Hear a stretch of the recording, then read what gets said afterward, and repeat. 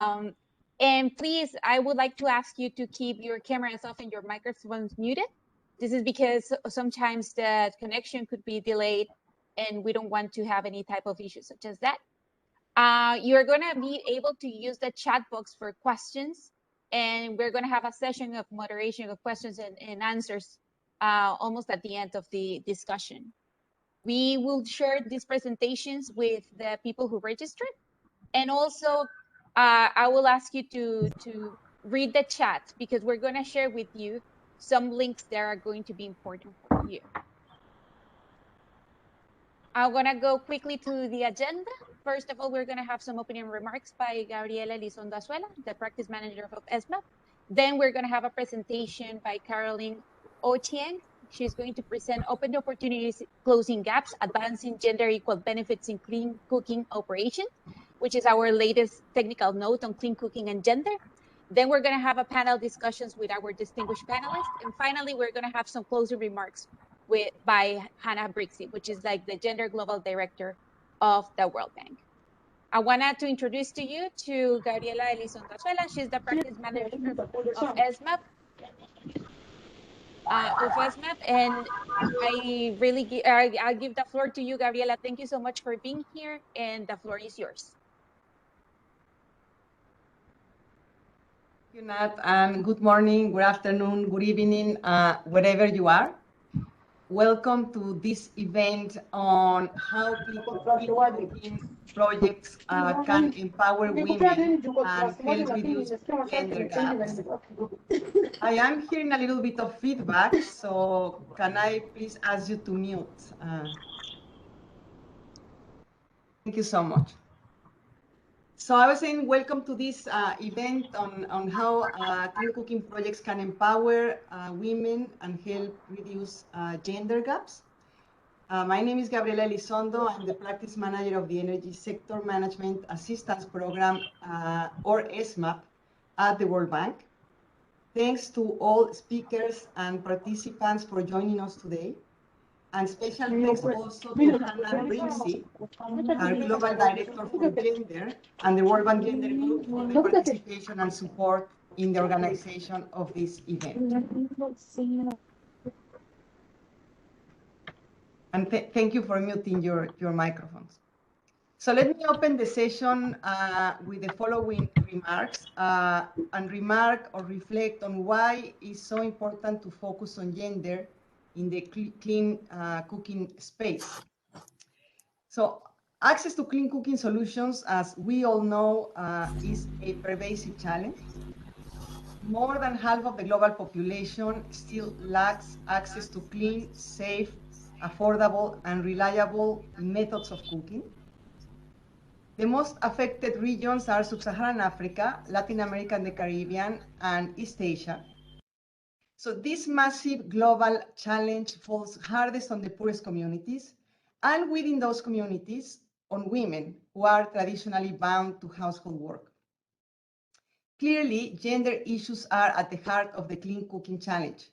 The lack of clean cooking affects women predominantly, and at the same time, any progress on access to clean cooking has the potential to transform millions of women's lives. No, that's fine. We estimate that the gender cost of inaction in the form of women's loss of productivity associated with the time use and lack of access to clean cooking solutions is about $0.8 trillion per year, which is an incredible amount of resources. And for this reason, the World Bank is absolutely committed to closing gender gaps.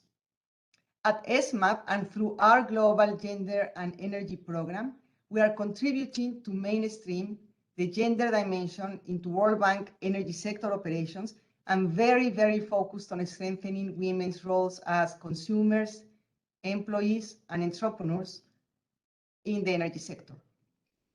With our partners, many of which are connected today to this session, we are focusing on building momentum for closing gender gaps through our global engagement, knowledge dissemination, and operational work. Our conversation today will focus on how clean cooking solutions can lead to better health, better economic opportunities for women, increased participation in community affairs, leadership, and overall better gender equality. So without any question, access to clean cooking triggers a virtual circle for women's livelihoods and an economic opportunity. Now, I'm very happy to announce that today we are launching a new report that provides a hands-on guidance on how to incorporate gender equality in clean cooking interventions. The report is entitled Opening Opportunities, Closing Gaps, Advancing Gender Equal Benefit in Clean Cooking Operations. I hope that you all have access to this report now. Or if you don't, please just go to the ESMAP site or type the title of the report in Google and you'll be able to find it. Through this research, we have learned that integrating or mainstreaming the gender dimension into the design of clean cooking projects in a coherent and meaningful way is not an easy task. And we really hope that this report will be useful to government officials, development partners, and of course, our task team leaders in operations and other actors in the clean cooking field. Finally, let me flag, before we really start this event, that the World Bank has recently revamped its gender data portal. It is an online and free access tool that makes the latest gender statistics accessible to policy makers and practitioners through compelling narratives and data visualizations that help improve our understanding of the gender challenge and inform policy choices and project design. I think Nat has dropped the link in the chat box, so you can click there and just copy paste, get the link, because you are going to find a lot of interesting data in that new revamped gender statistics, gender data portal that we have built at the bank. Okay, so let me then start with our short presentation today about this new report that we are launching. The report was written and prepared, led by Dr. Caroline Ochieng. The presentation will then be followed by a panel discussion. As Nat said at the beginning, we have a very distinguished group of experts and partners joining us today. But first, let me tell you a little bit about Caroline. She's an energy specialist and consultant at the World Bank. She's a PhD on public health and policy from the London School of Hygiene and Tropical Medicine, University of London. Her research has focused on understanding barriers to the adoption of clean cooking solutions from the end user perspective. So without further ado, Caroline, let me pass the mic to you. Over for your presentation.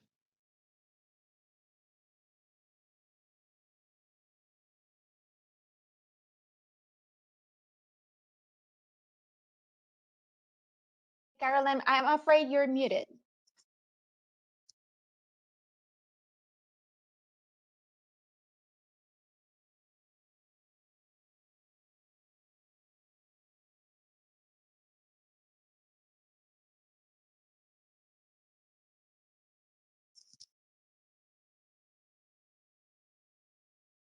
We cannot hear you, unfortunately.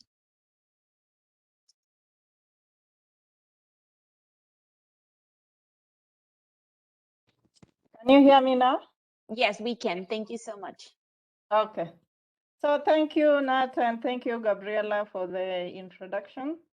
So I'm happy to use the next 10-15 minutes to try and present this report. It's challenging synthesizing a 76-page report in 10 minutes, but I'll do my best. So the report, first of all, I think a key question that the report tries to answer is, why does gender matter? Why does it matter in clean cooking interventions? And the first argument is the rights-based argument, and this has been the cornerstone of most clean cooks of work that refer to gender so far. And it's we know that there's a highly disproportionate impact of lack of access to clean cooking on women and men. So 75%, for instance, of world's total unpaid work issues such as cooking, cleaning, fall on women. And therefore, when it comes to a task that involves firewood collection and cooking and all the risks that come from that would be on women. As Gabriela has also mentioned, $0.8 trillion per year is the gender cost of inaction, most of it coming from lost productivity associated with the time use. And just to get it, that time cost in perspective, a lot of World Bank time use surveys have found that for rural women, up to 1.3 hours per day is spent on fuel collection. And this can vary from 30 minutes to as high as 6 hours in some settings. And 2.7 hours per day, if you look at this analysis of 7 countries in Africa, is spent on cooking responsibility. Now compare this to 0.35 hours by men per day. According to the WHO, 60% of health burden from household air pollution fall on women and children, which is natural given that they are the ones who are highly exposed. So in South Asia, they have double the exposure of men to household air pollution from cooking. And then there are the other impacts as well, not as researched in detail, but very widely documented, especially by practitioners on the ground. So drudgery, for instance, injuries that result in the process of collecting and cutting fuel, burns from cooking on open fires with open flames, and also safety and violence. So just to give one instance of those not well documented impacts, but that really would be concerning, is, for instance, one survey by World Bank showed that nearly a quarter respondents, and that's 41 countries, believed it was acceptable and justifiable that a woman be beaten if they burn food. And there's quite other research that shows, for instance, among triggers of intimate partner violence is food that is delayed or food that is burnt, and all those would be relieved by increased access to clean cooking. So that's one strong argument for why there's need for gender considerations in clean cooking programs. And now the second argument that this report tries to also really highlight is the one that women are vital participants in clean cooking programs and interventions.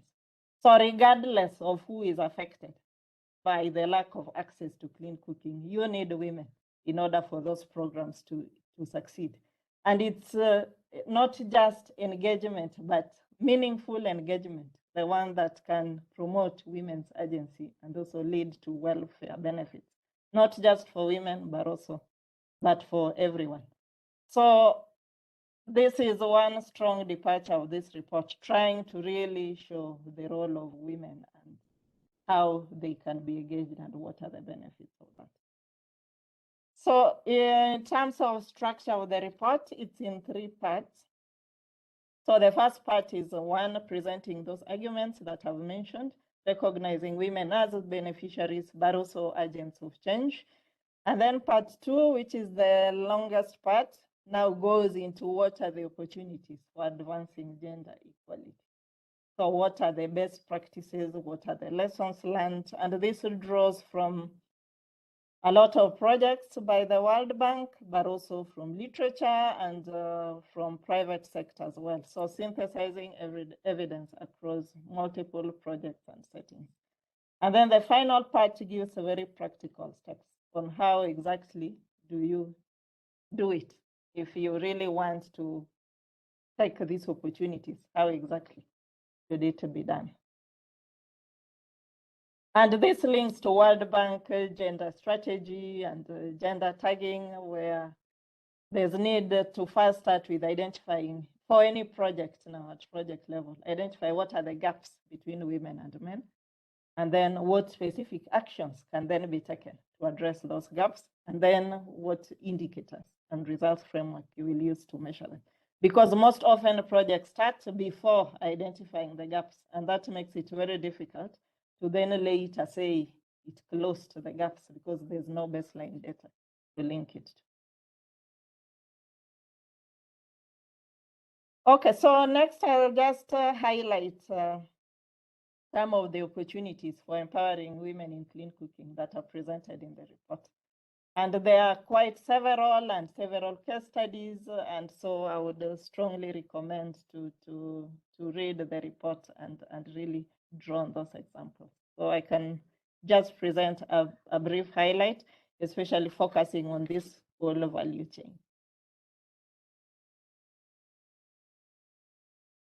So the clean cooking value chain, traditionally as it is, normally we have starts with the design and testing part.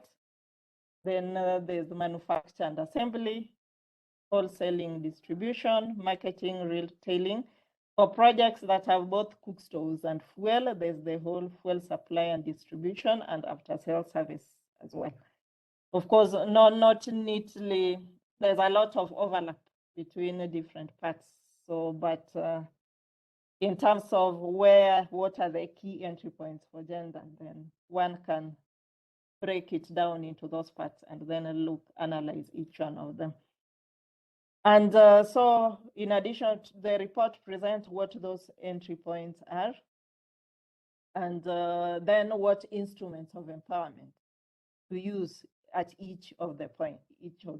For instance, it can be employment opportunities for women, income, giving them marketable skills so they get business and social network, for instance, when they attend group training, and assets. And at a more higher level, impact level, then you have impact in terms of increasing women's agency, social status, confidence, autonomy, amongst others.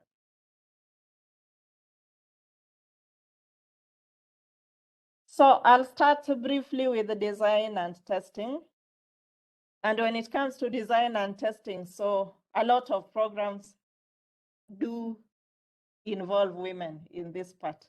So a very big departure from programs that were implemented in the 70s or early 80s. So it's been widely recognized that women as users have to be involved when it comes to testing technology, and it goes through different iterations with their feedback.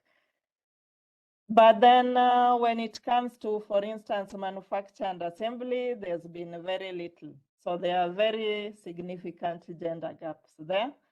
So where most of the projects that have involved women, it's in artisanal stove production. So for instance, like because women are normally involved in ceramics, for instance. So many projects have involved them in designing liners for cook stoves. But the report brings examples and does challenge and calls for need for high ambition when it comes to engaging women, so that it goes beyond that to even factory production of cook stoves. And one good example that we find is Ban Manufacturing in Kenya, that has set up a stove producing factory in Kenya, and half the staff are women, and they are engaged in the whole process, so including production of stoves.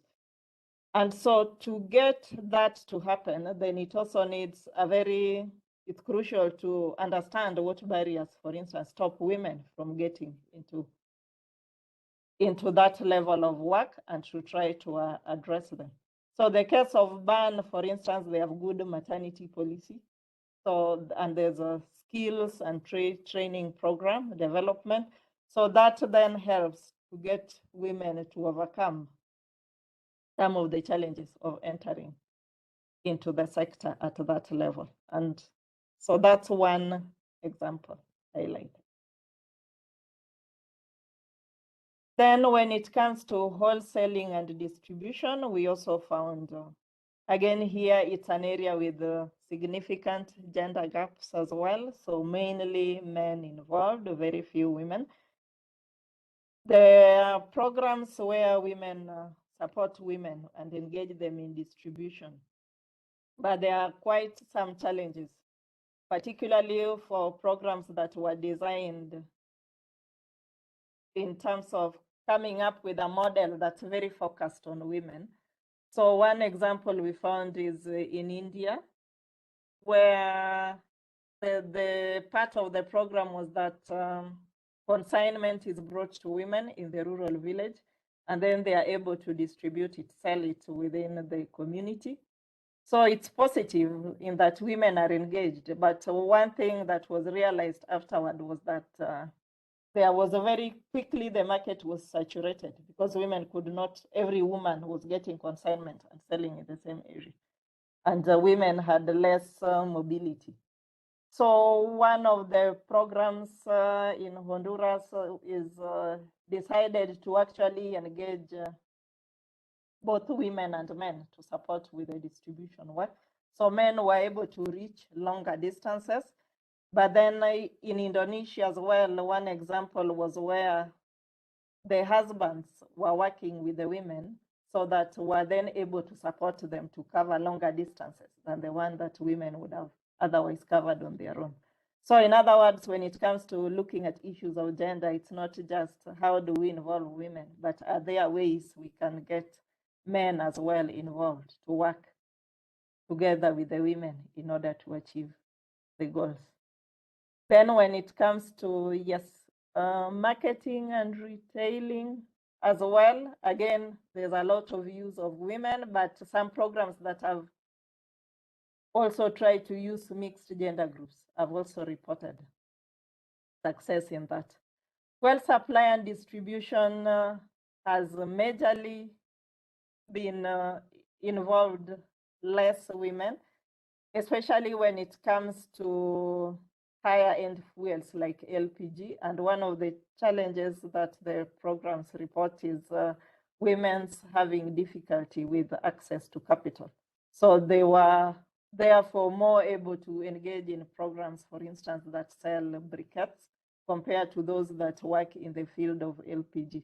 So we found 2 program examples where women were involved in LPG, setting up in LPG distribution in Ghana, and quite a lot of success was reported because they were very sensitive to the difficulties that women face in terms of walking long distances to the refill points. So within the program, they integrated transport options as well. Then when it comes to after-sale services, there are also important gender aspects to consider. We found examples of programs where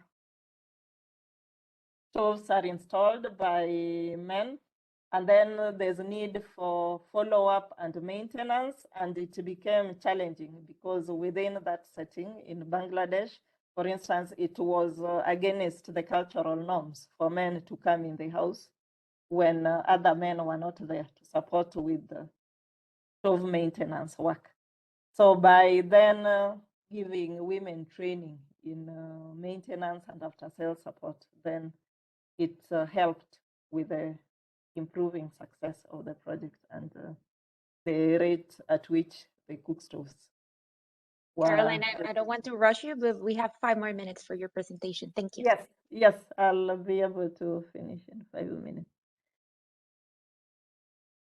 Yes, and then when it comes to financing, again, so this is one of the key areas where it's challenging, especially for women entrepreneurs to engage.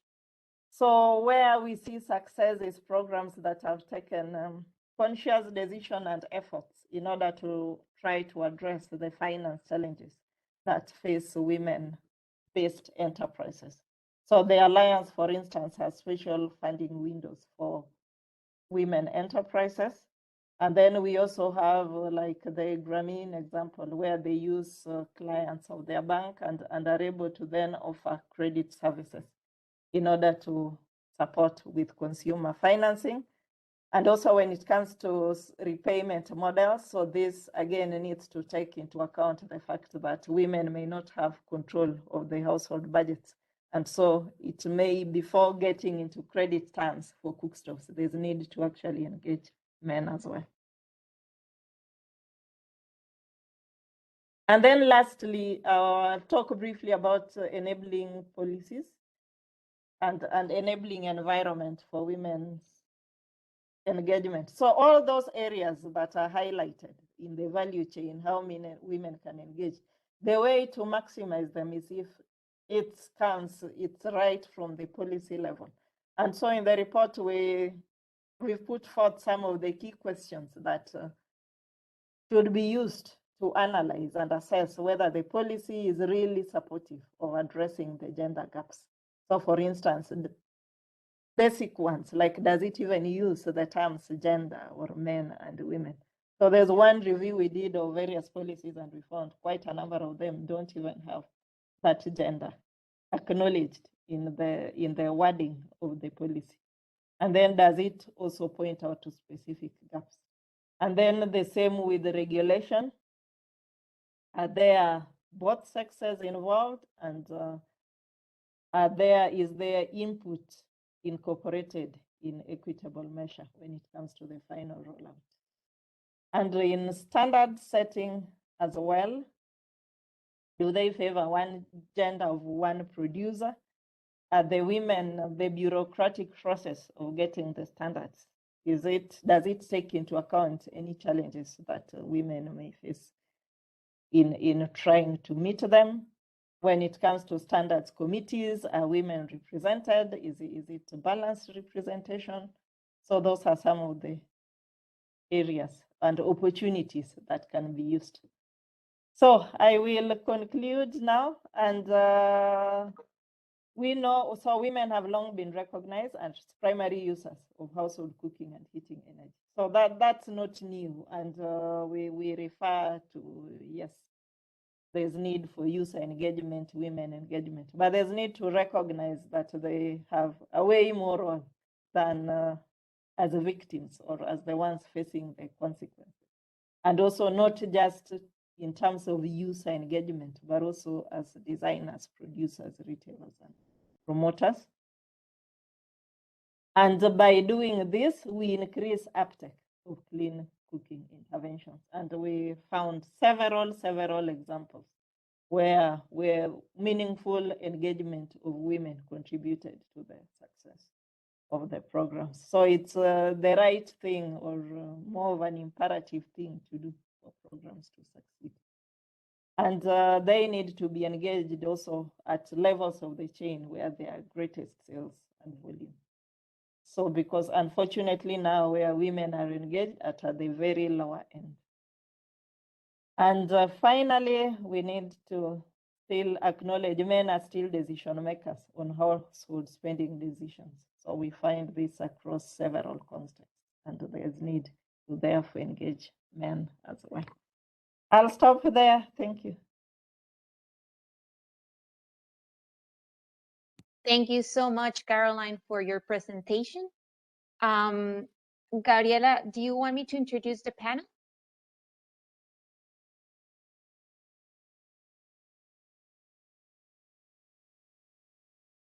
Yeah. All right. So thank you, Caroline, and the rest of the team for this hard work. Let's jump to our panel discussions with our special speakers, who I want to thank for being here. Over the past few years, ESMAP and the World Bank have taken substantial action to close gender gaps in energy access. And one of the goals that we're working towards is ensuring every household has access to clean, safe, and reliable fuels for cooking. More specifically, at ESMAP, we generate knowledge across thematic areas, provide technical support to client countries, and advocate for greater incorporation of gender equality interventions in energy operations. Over the years, we gathered better practices and overcame several obstacles, but work does not stop here. Today, I'm happy that we are able to hear and learn from our distinguished panelists. And let me welcome them and introduce to you as they put their cameras on. First of all, I want to introduce to Uguera Rutagrama. She has 20 years of technical and project management experience in the field of mining and renewable energy projects.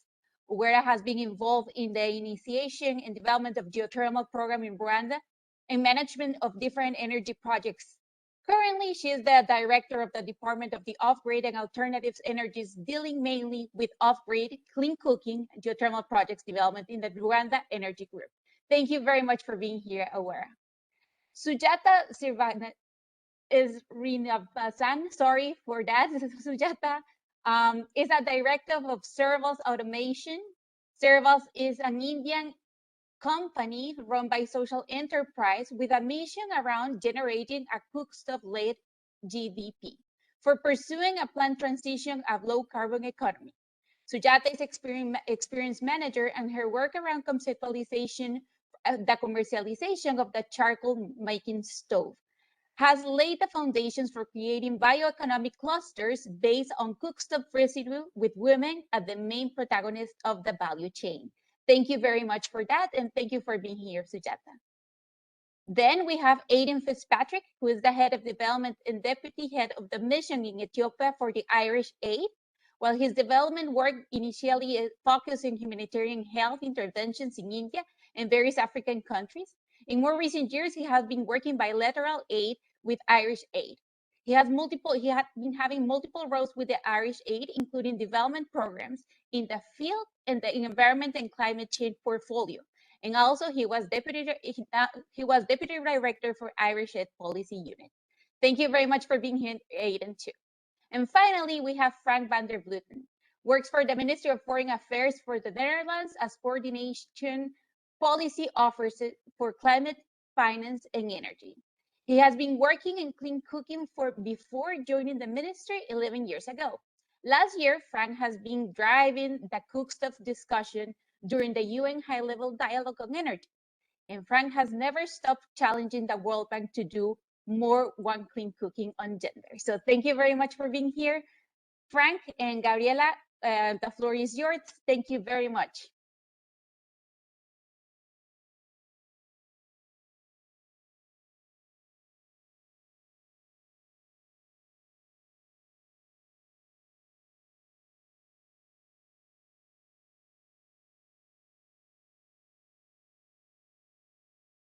I'm afraid you're muted, Gabriela.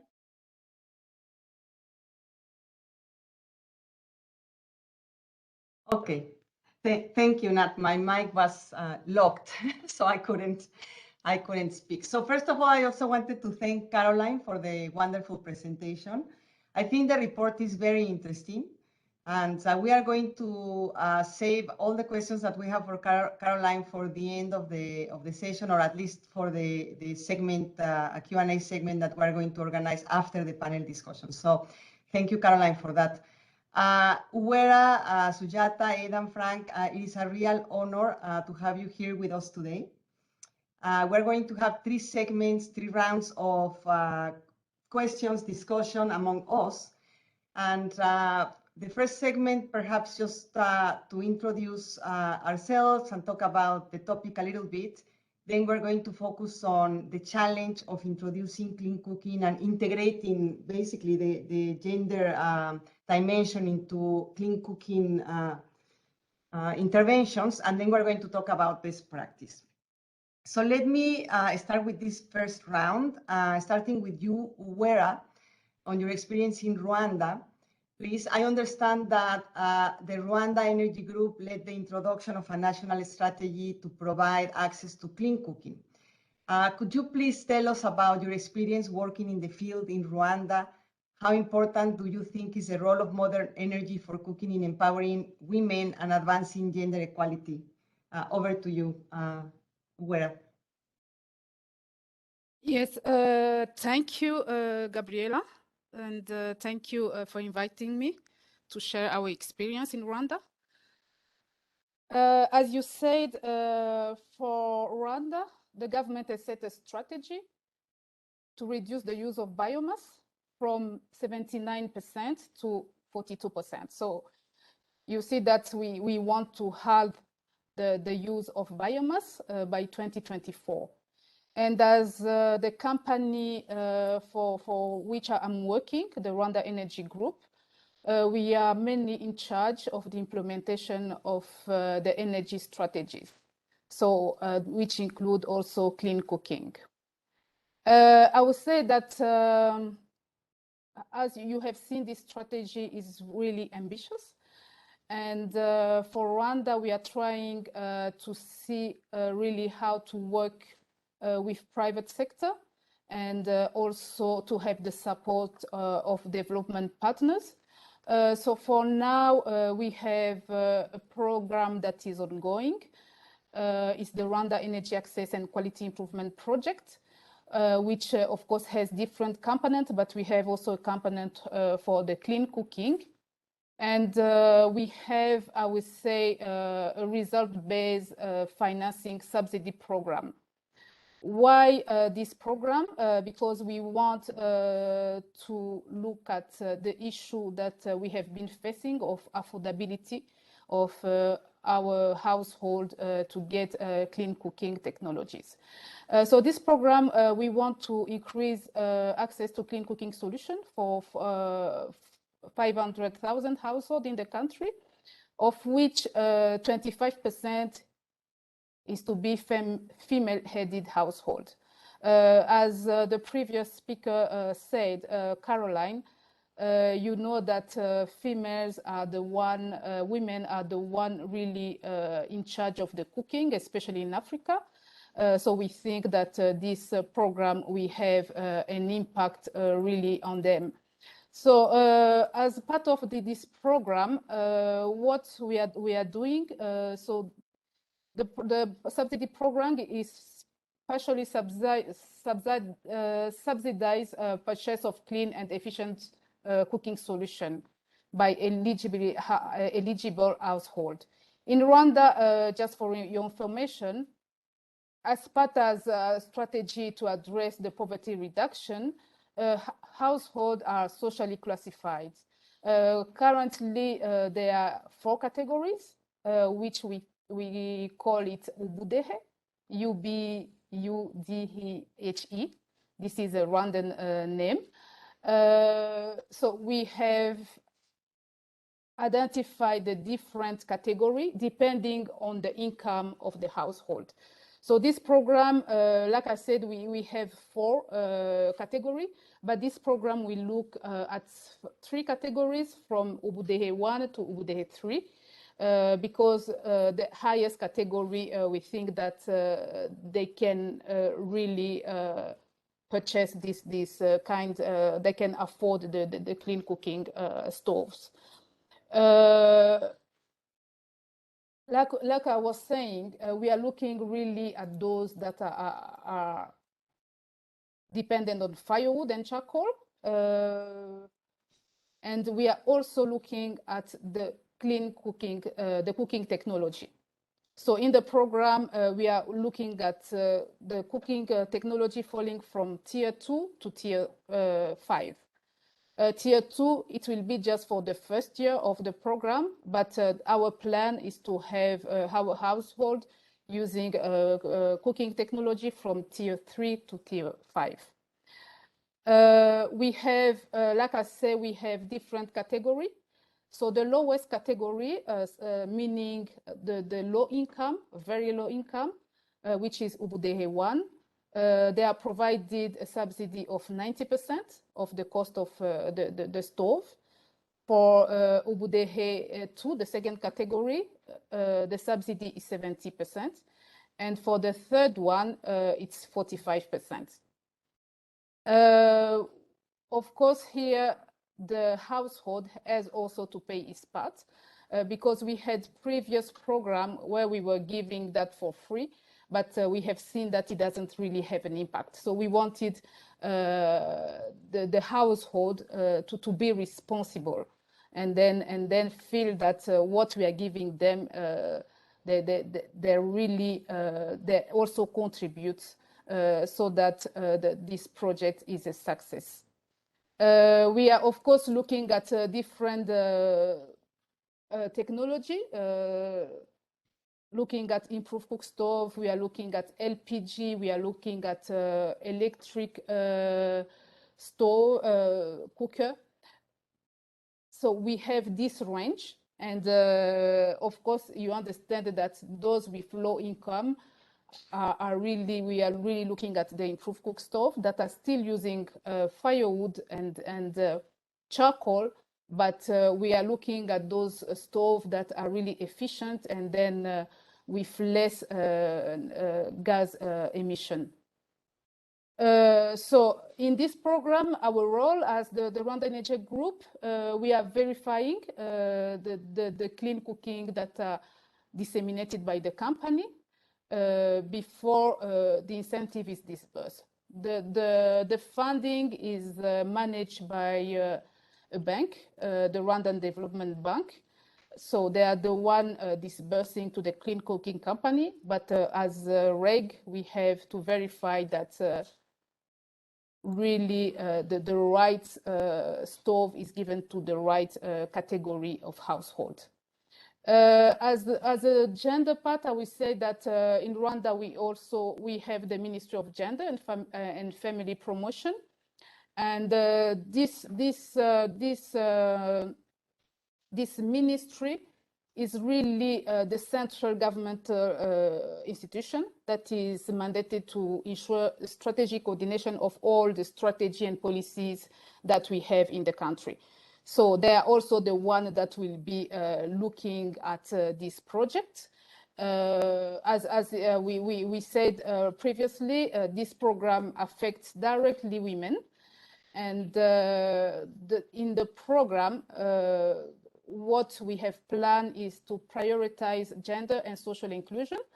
So it is expected that the clean cooking companies will focus on the gender throughout the implementation of this subsidy program. And that we have to look into consideration of the existing gender gap related to affordability. So in brief, that's where we are so far. Of course, the project is still at the beginning stage. We have also, I would say, we have also a step for testing the stove. This has been taking long, but we are now on the right track, and we expect to really kick off this program as soon as possible. So thank you very much. Thank you, Uwera. Indeed, a very ambitious program, and it seems to me that the design is very modern, very up to date. So really, we wish you all the luck in the implementation, and I'm sure we're going to have the opportunity today to discuss more the details of that. Let me turn to Aidan. Aidan, through Irish Aid, I understand you have been involved in leading a clean cooking initiative in Malawi. Could you please tell us a little bit about your experience there? What considerations have been key or important in designing a clean cooking program for the country, and especially how to deal with multiple stakeholders present in the field? Over to you, Aidan. Yeah. Aidan, you are muted. Hi, can you hear me now? Yes, we can. Thanks, Gabriela, and hi everyone. Yeah, I'm happy to talk about the experience in Malawi. And Uwera mentioned there about, one thing that's very important, I think, and was very important to us in Malawi was setting a good target. And we set a target back in 2013-14. And when I say we, you mentioned I led a national program. I didn't. Government leads, and you need government in the lead. So you want government leadership, and you want a strong target. And the target we set back then was to provide 2 million energy efficient cook stoves by 2020. And to put that in context, in a country that now has a population of 20 million, basically we were saying we would reach half the households in the country. So an ambitious target. And I think we all stakeholders at that time, we didn't think we'd get there, but we did. We actually got to the 2 million by 2020 target. And how we got there, it was having everybody on board. So having the target was great, having government leadership, government doing the regulation kind of oversight, but they didn't have to be hugely active, but just had to set the environment, if you will, to get ahead with the program. We set up a national cook stove task force. And again, we were strong on trying to ensure there was a good balance in that task force. And I agree with all the previous speakers on the importance of having women throughout the value chain. And yeah, we then went about our work. And I think the breakthrough though came when we looked at, I think we've had stoves around for 30, 40, 50 years. Getting the stoves to scale is always, I think, the big challenge. So how are we going to get to scale? And what we did in the Malawian context, we piggybacked, or we joined with the National Social Protection Program. So the National Social Protection Program in Malawi, it tries to reach the 10% poorest people across the country. And where the program was being rolled out, a number of donors, we would have led on this, but a number of donors joined us then very quickly. We said we would provide to every household on the National Social Protection Program, we'd provide a free stove. So automatically through that, we were going to reach 10% of households. But then what we said, that automatically created the demand for stoves. It created a clear demand, and we started then setting up the production, distribution, sales system. And we said when we were recruiting people to distribute the stoves, we looked at the small shop at village level, and we said to the shop holder, kiosk holder, often women again, we're asking you to help us distribute these stoves, and the social protection recipients will go with a voucher and redeem the voucher and get the stove from the local supplier. But we asked the supplier that for every stove they gave out free, they had to sell one as well. And through doing that, we automatically then we reached 20% of the population. When you get to 20-30% of the population, you get to a tipping point. And very quickly then we started to get 50, 60, 70, up to 100% penetration in the communities that we were reaching. And we eventually got to our target. So I had meant to check with colleagues in Malawi. I'm now in Ethiopia, but I had meant to check with colleagues in Malawi what happened after 2020. And unfortunately, I don't have that update. I didn't get a chance to do it, but it's a good story. And yeah, reaching the 2 million by 2020 target was great. And I think the other thing that was important, or an issue that I think I'd like to highlight today as well, we started from the outset as well, we were trying to optimize the financing of this. And one of the things that we were trying to do was tracked carbon financing. So when we distributed stoves as well, we were also then targeting getting the revenue stream going from carbon financing. And we had a very good CSO NGO partner called United Purpose. They were one of the first to tap carbon finance. And when they were then able to go back to the community saying, you've had 100% stove penetration, that by using those stoves, we've sold the carbon finance from the stoves, the mitigation, basically, yeah, carbon finance.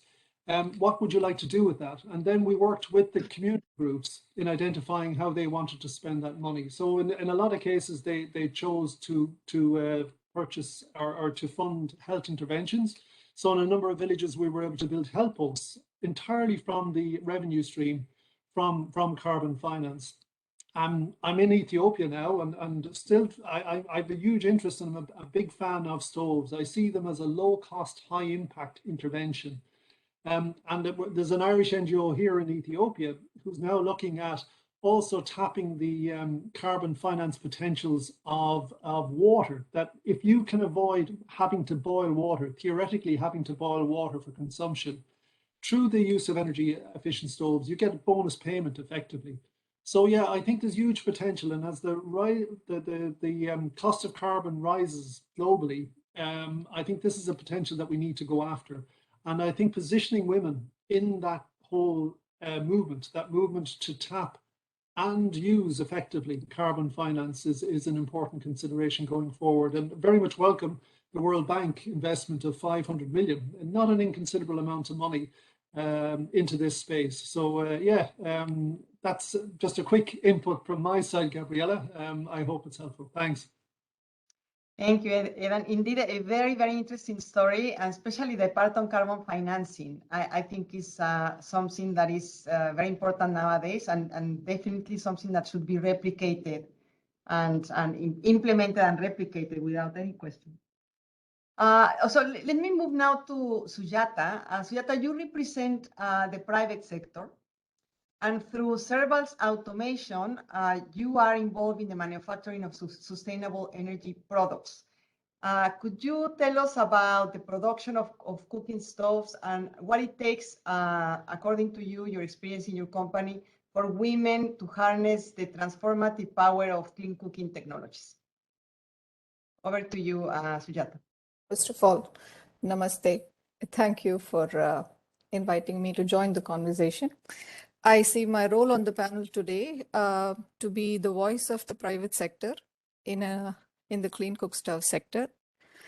And just so you know the lens that I wear as I present my perspectives, I see the industry as one that has a diversity of stakeholders and a diversity of ideologies. Often many of these intersect to create a terrain of very shifting realities that can be very overwhelming in its materiality, but also very inspiring in its mission. Now, to come to your question about production of cook stoves and tapping the productive power of women. Actually, the production of cook stoves, particularly if it is a metallic cook stove, it is not very different from the production of any other product. It follows the same principles of mass production.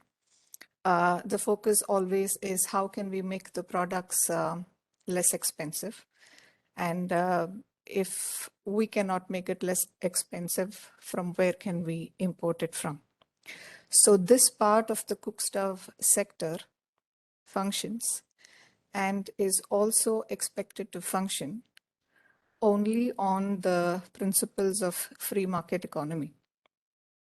So how then does a private player marry something which is an industrial, the reality, with the expectations that emerge from the stakeholders who join the value chain later? Some of them will have many developmental outcomes, and some of them might have a very few, like, only carbon finance or only charity. So this becomes a huge bind. This actually becomes a very, very high entry barrier for private players. Theoretically, it is possible to create production models which can engage women. We have also created some of those for our cook stove products. We can create decentralized productions, which can be called production by the masses as against mass production. So, we can de-engineer the production systems to enable employment of women. We can provide flexible timing so that they are also able to play the role of the mother and thereby have a good work-life balance. We can create contract arrangements with job works where, they are allowed to take some work home, the kind of work that does not require power. So they finish it there and bring it back to the assembly line and, for packing and stuff like that. So it is these kind of efforts to engage women in production can work. But I think the right questions to ask is, do they represent a sizable potential in terms of harnessing the productive power of women? Are they necessary?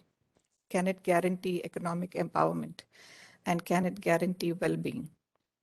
And is there a significant incentive from the other stakeholders to support these kind of efforts in production, particularly when the contestant, which is the mass production, is working quite well? To be very candid, I have mixed feelings about this. My opinion, given the lay of the land, particularly in production, is that engaging women in producing cook stoves may not have a sizable transformative power in unlocking the productive power of women. It will work when there is a commitment or when there is a compulsion to create such a model from the funder and from the other stakeholders. They will have to be willing to pay to create such a model. But more important than just paying for creating the model, they will have to be able to give continuous business to sustain this kind of a model. Now, getting it right halfway is not an option at all, because you cannot create a model, run it, and then ditch it halfway. You will have to go all the way. Otherwise, you will be creating problems for the very women you are trying to help. we end up raising their expectations, we end up raising their self-esteem. And then if we are not able to see the whole thing through, recovering from such a failure can be very, very expensive, not just in terms of the financial losses, but there is a significant loss in goodwill and trust. And more than that, when such a model fails, it can be labeled as a failure of the decentralized production by the masses model itself. So when we think about doing something like this, I think it becomes important to be very thoughtful and put in a lot of thought before we go down this path. If that is the case with engaging women with production, is there any way that we can unlock the productive power of women? I believe so. If we can turn the cook stove into an income generating asset for the women, creating ways for women to make money from the act of cooking is a better way to harness the productive power of women in the clean cooking sector. Let me give you a sense of the potential. You may be aware of charcoal, of the pyrolysis stoves which make charcoal. If by some magic 145 million households that cook with biomass in India use a charcoal making stove, right? And we are able to collect the charcoal residue from them.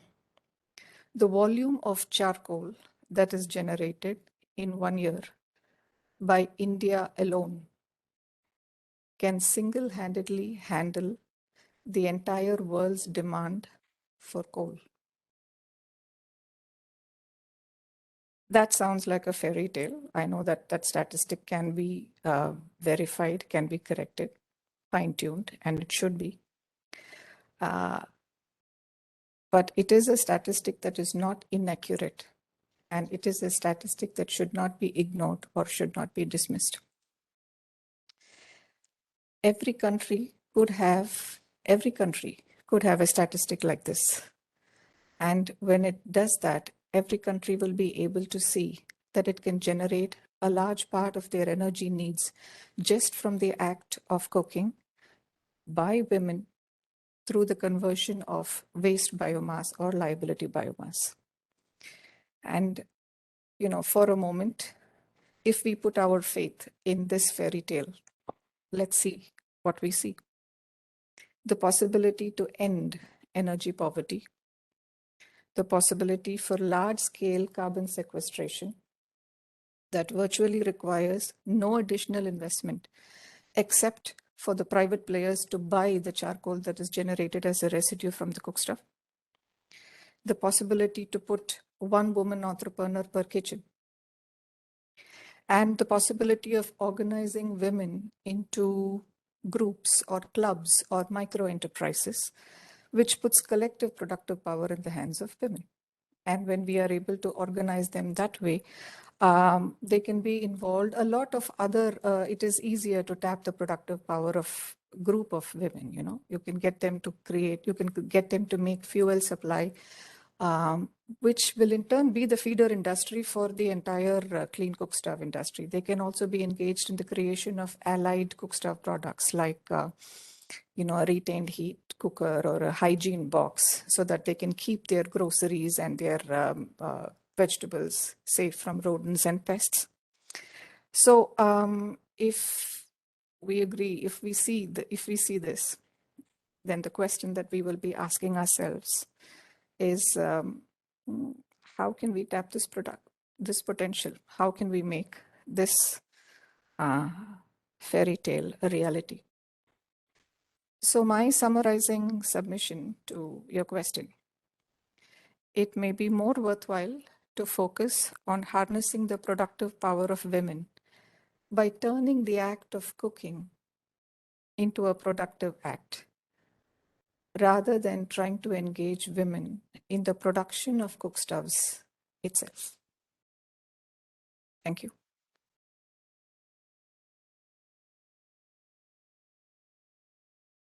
Thank you so much, Sujata. This is very, very interesting.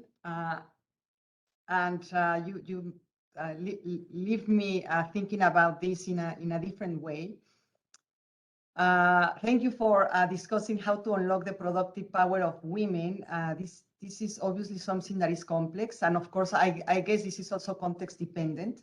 Your experience in India for sure should be reported in detail, because what you are saying seems to me it's very, very important. And of course, you mentioned the issue of sustainability and also where to focus, whether to focus on the supply chain or focus on unlocking the productive act rather than on the production of equipment or cookstoves themselves. This is very important. Thank you very much, Sujata. Let me now turn to Frank. Frank, you bring the donor's perspective to this conversation. And so we wanted to understand from you, from the government of the Netherlands, who's very, very committed to SDG 7 target in particular, and it's collaborating with many institutions, many partners, definitely with us, the World Bank, ESMAP. I wanted to ask you, what are some of the concrete steps that you and your team at the Ministry of Foreign Affairs are taking to ensure that the clean cooking initiatives that we are all implementing receive the attention and support that is needed? Yeah, thanks, Gabriela. And let me start by saying that I've really been enjoying the contributions thus far. I think it's very rich. Also, the report, I think it's very well targeted. And I've been enjoying and watching with great pleasure the chat. Aiden, I don't know if you've seen that the program in Malawi is continuing. I think my amigo made a remark. It's continuing. It's delivering results, and you can see how long these development impacts actually can have their impact. So yeah, I'm very happy to be here. From our side, when I started in the ministry, I think about 11 years ago, I also tried to go back to the history on clean cooking. And I saw that we've been supporting work and clean cooking projects since the late 1980s. So there's definitely decades of work behind us, and the progress that we're making is really also building on the insights of a huge number of pioneers. Currently, I think, for a long time, we've been really focusing on how do we build private sector conditions, markets for clean cooking solutions, programs that can actually roll out access to clean cooking solutions like energizing development, sorry, there's again a chat coming through. So like energizing development, like the domestic biogas programs which we've implemented around the world, but also our work with the Clean Cooking Alliance to attract, let's say, investment. I was very happy to see this week, actually just now, the announcement that the Spark Plus Fund of the Clean Cooking Alliance with several partners has become operational. So there are definitely stepping stones. As a donor, I mean, we do these programs and we still observe that we're not making the progress that we needed to make. I still hear some chat in the background, but I'll just continue. So we see that happening, and at the same time, we try to work in a more coordinated way with our private sector partners to really understand the issues which they run up against. We have a good grouping of all of the Dutch players in what is called the Dutch Park for Clean Cooking Solutions. And last year, with the high-level dialogue on energy, we came together with over 25 different Dutch players to launch the Netherlands Energy Compact, targeting to deliver 45 million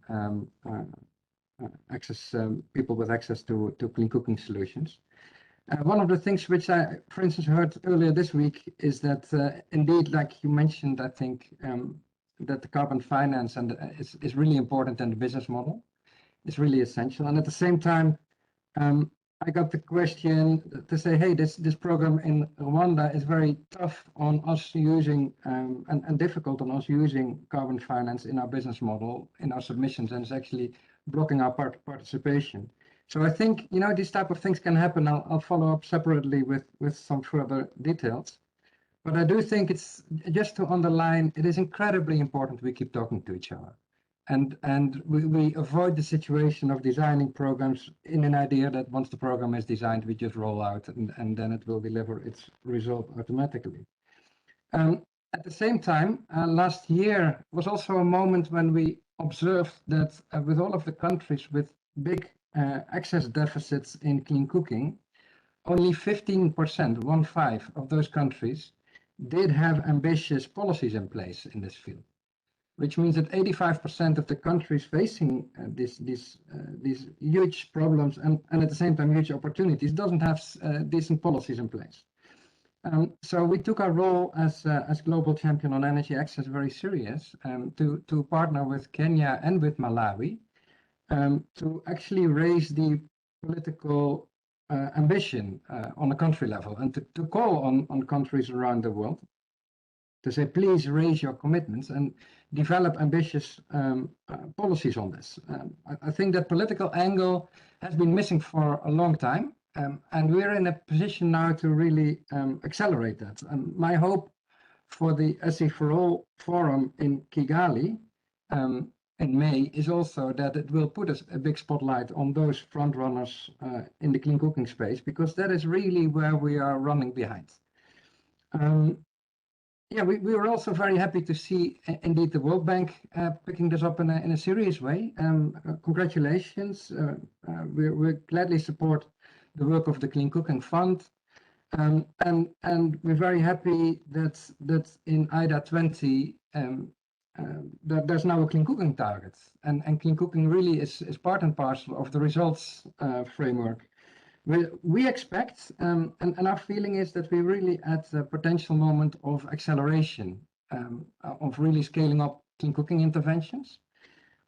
Yeah, and that is where, you know, we have a very open mind, and we're very interested to hear and to see how we can come together, because it is really up to us to follow through. I mean, now is the time to really deliver with good projects and make interventions at scale. So yeah, that's a bit the donor perspective that we're at currently, Gabriela.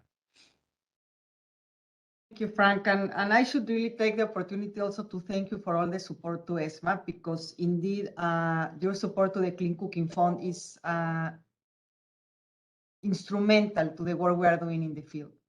That's absolutely instrumental. And you're right. I think it's important that all development partners and governments come together to achieve this target, because it is it's challenging, but we all need to continue, you know, riding that wave, that momentum. And I think the Kigali Forum definitely will be a place to continue raising awareness and bringing all the experiences that we're building in the field, because it's in those forums where we can exchange the knowledge and learn from each other. So I think it's going to be very interesting. And ESMAP will be very well represented in the Kigali Forum, I believe.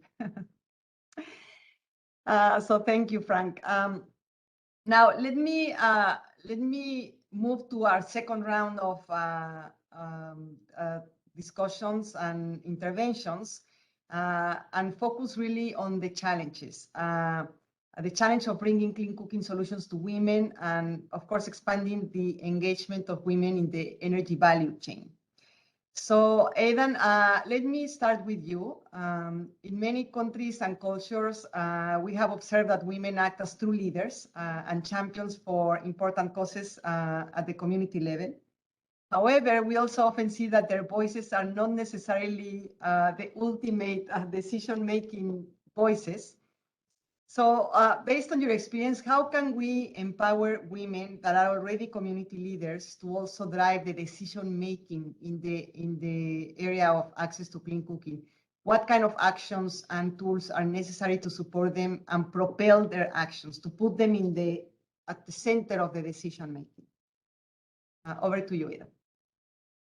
Yeah, big questions, and I'm not sure if I've that much of an answer to that. Certainly from the Malawian experience, good political leadership. We were lucky at that time. We had Joyce Banda, one of the first African presidents, woman president.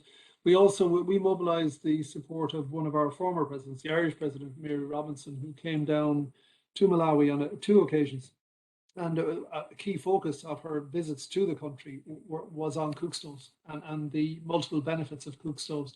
So getting that high level leadership and engagement, I think, is important. And then you're into that whole issue too of, in trying to get that high level engagement, political engagement, the representation of women across the African continent. Indeed, my own country, we're not particularly strong in this field. So I think getting women into politics and women having a strong role in politics is all important. Caroline mentioned earlier the value chain and where women are engaged along the value chain.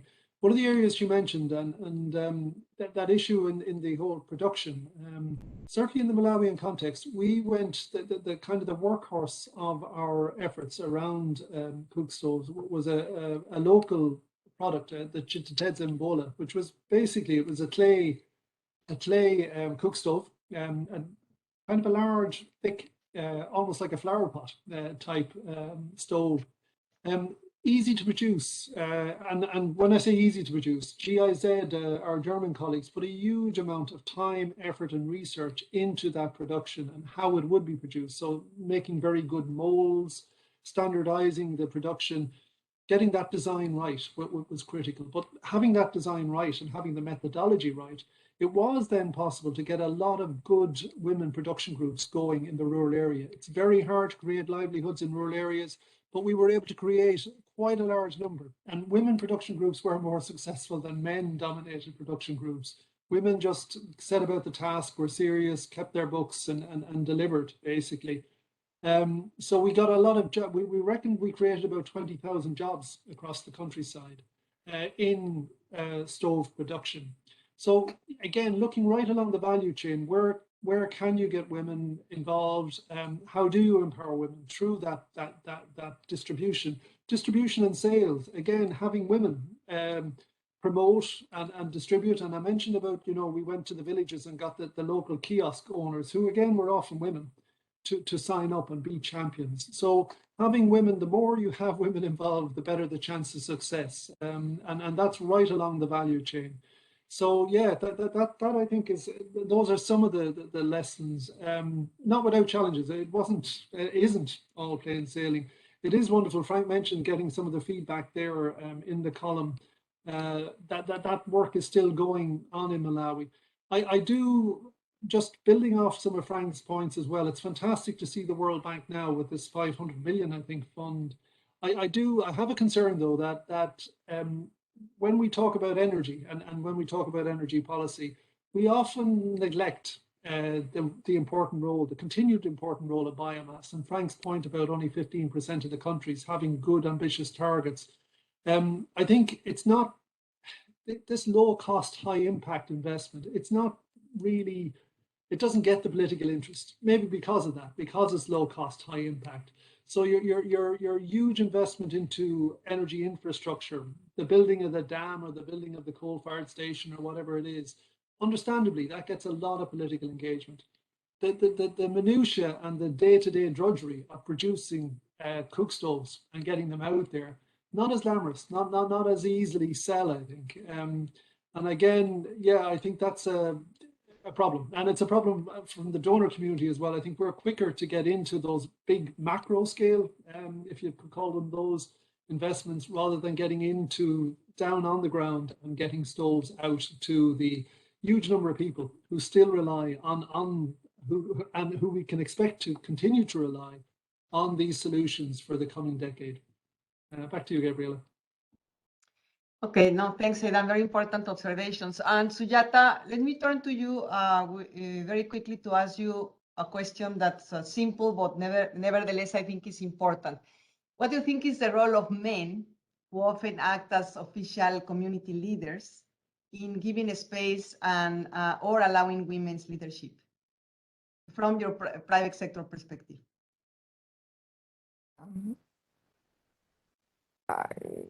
I just think men can be co-opted into the whole process of communicating how the gap can be reduced. The more we focus on the gap and the more we affirm that there is a gap between the genders, I think the more we are trying to not see the change that we really want to see. The reality can be very, very different. It is important to have men in the discussion because they will always be a part of the conversation. They will always be a part of the decision making. And that's how the families also behave. Beyond a certain expenses range, they will, it will be always a joint decision making. I think if we are able to understand that there is a cooperative nature in the economic relationship between men and women in families, it is easier for us to understand and embrace that gap.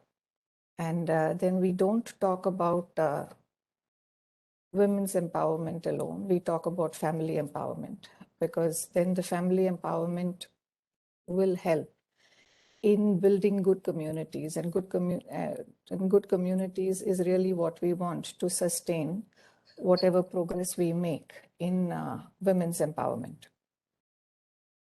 Thank you, Sujata. So, colleagues, let me move on to best practice, because I think this is important and we don't have a lot of time left. So let me turn to you, Uwera, and ask you if you could please, very succinctly, tell us what you think are the key factors for the success of a clean cooking program that really mainstreams or integrates the participation of women in the value chain and in the activities in the ground.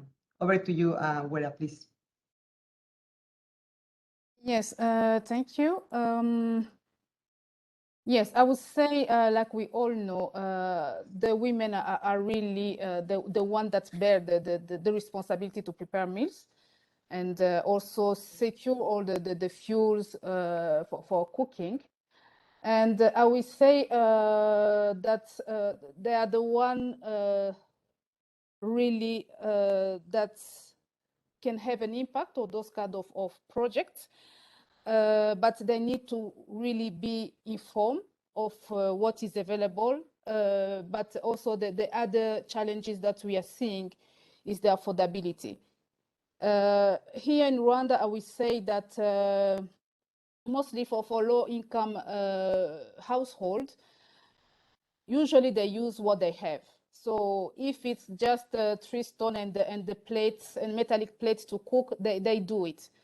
But they don't know, I would say, the impact on this, on the use of biomass on the health, and there's a need for educating them.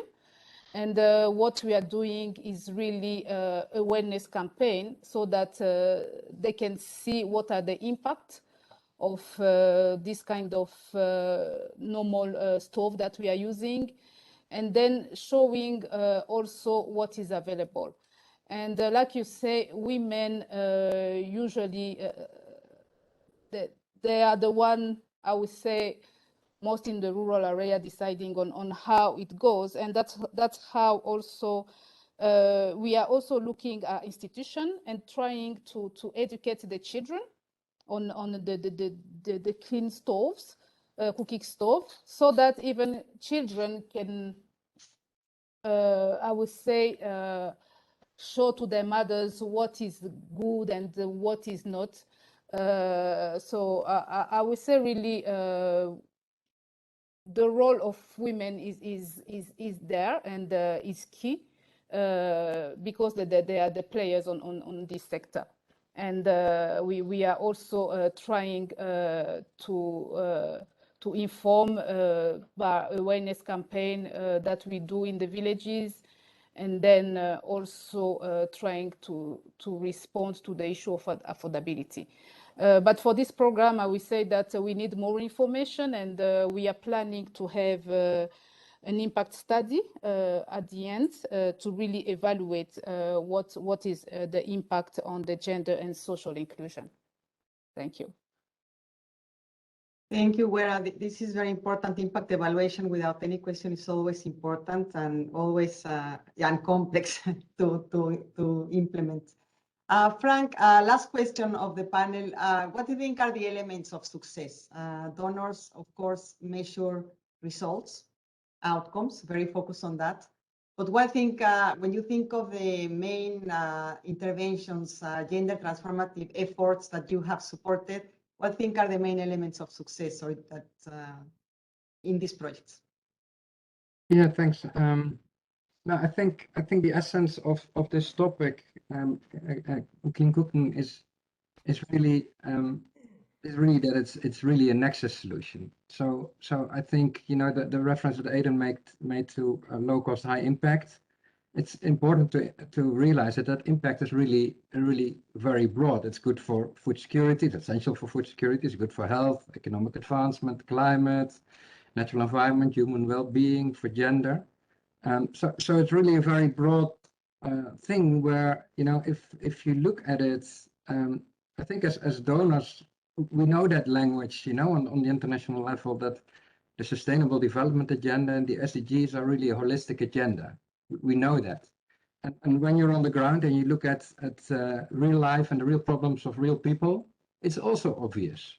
But I think the issue is that this gets lost somewhere in translation in between. And yeah, what I like very much is the remarks that Sujata made on the co-opting, and I think Crispin in the chat responded also with the you know, how do you make household decisions on economic advancement. I just want to give one example which I've experienced myself in the field.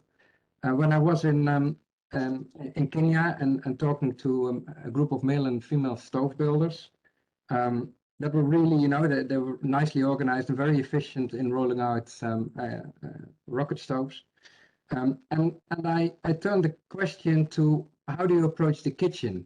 And I tried to explain to them that for me, you know, coming from completely the outside, the massive change of women having to cook on the ground behind the house, in the mud or in a dirty shed, and suddenly entering a real kitchen in the main house of the family, connected to the sitting room, it completely changed the position of the woman in the household, but also, you know, the self-esteem. It was really gender transformational in the household. So I asked the stove builder, so do you provide attention to that? Do you make the working table really nice? Do you make the kitchen really nice for you? It's a small trouble because the big part of it is building the stove itself. And what you can actually see is that the women in the group, they recognized my question, but the men, they looked at me like, you know, what is this guy really asking me? And that awareness was not there. They felt they were there to roll out sort of a standard thing which needed to be built everywhere. And they sort of lost track of the fact that, you know, this is really something which you do for the people that you actually meet around the house. You talk to them and you find out, you know, how they would like to have their kitchen. For me, that sort of captures the core challenge of not losing gender, let's say, somewhere between, you know, the good policy intentions we have, the clear realities on the ground, which we can all observe. But then when you implement the project, still it gets lost in translation. I think the core element is to keep stressing to everybody time and again that this is about people. And this is not a technical thing which you're rolling out, it's about people. It's a longer term development thing. It touches all types, all elements and all dimensions of life in the rural areas and in the household. Yeah, and I think the question also, of course, is back to the World Bank team. How do you do that? Indeed. No, I mean, it's all about people, Frank. I agree with you. And your last question is, you know, we have a diversity of experience, and I think it's complex, no? We all know this is a complex business, to be honest, but also we're learning a lot, and that is very positive. So that's why it's important that we continue this conversation and we all coordinate our efforts in the ground. Now, let me move on because we only have 6 minutes left. And unfortunately, we're not going to have the time for questions, but I'm sure that Nat, you can collect the questions from the chat and send them over to our panelists and to Caroline, who gave a wonderful presentation. So let me now please close by introducing you to my colleague Hannah Brixey, who is the Gender Global Director at the World Bank. She's going to offer us closing remarks for this event. Thank you very much to the panelists, and Hannah, over to you. Thank you so much, Gabriela. And I would like to thank you all for joining us today for this fascinating discussion. I think at the beginning, Caroline's presentation, and then the panel discussion led by Gabriela, where Sujata, Aidan, and Frank made it very clear that clean cooking interventions go far beyond offering the right stove. And that's true in terms of the solutions, and it's also true in terms of the impact. And I think the illustration provided at the end by Frank was really a very nice illustration of what it takes and how much scope there is for creativity to accomplish impact. It's very clear that these interventions contribute to gender equality and poverty reduction. There is plenty of evidence.